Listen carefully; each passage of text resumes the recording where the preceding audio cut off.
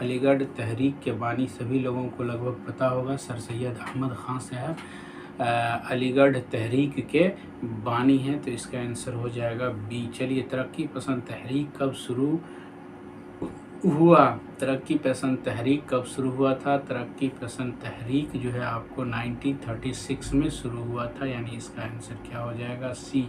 یہ آپ کو بی ہے، سی ہو جائے گا۔ اگلا سوال لیتے ہیں ہم۔ ایک چنبیلی کے منڈوے تلے کس نے لکھی؟ ایک چنبیلی کے منڈوے تلے کس نے لکھی ہے؟ تو اس کا آنسر ہو جائے گا مخدوم۔ کس نے لکھی تھی؟ مخدوم نے لکھی تھی۔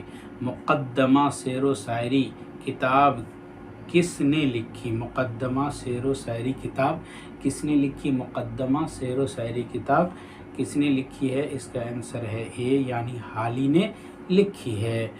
شمع و سائر